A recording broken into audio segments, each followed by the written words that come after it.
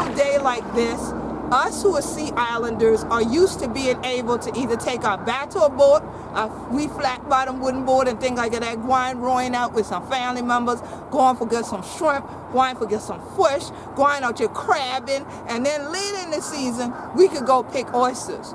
Well, one of the places we love to do this around sits off of my home island, St. Helena Island. It's a point we call Bay Point. Nice word, right? Because it looks like it sits out there in its own little bay.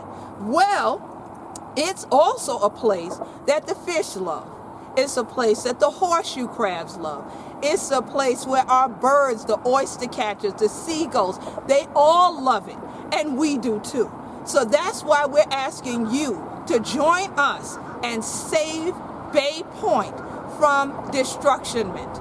We have some people who are greenwashing the term ecotourism. In other words, trying to get you to believe that just another luxury resort that would be very exclusive for uber rich folks to spend a few $1,000s a night to come and either fly in by helicopter or have a private yacht or boat take them over to it that they'll call a ferry, like we've seen on other gated islands around us, that's a better use for this area that is so abundant with not only the richness of our ecotourism for real, by us just going over, seeing it and coming back, but also the ecology of our entire environment, which includes not only those things in the water, but our culture, Gullah Geechee culture, that it sustains itself from these waterways, from this land. We've had enough inundation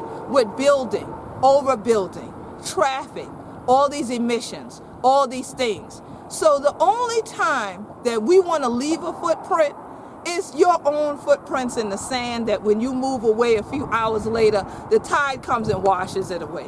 We don't want to leave building footprints with 50 units for people to just come and stay while they're exclusive on a place that's not connected by bridges. That's why I mentioned they're going to fly in or boat over. So that means they're not going to be connected to the rest of us anyway. But they're saying this is a natural preserve, Beaufort County said. So how are we preserving it if it's going to only be used for a handful of people that can afford to go over to it?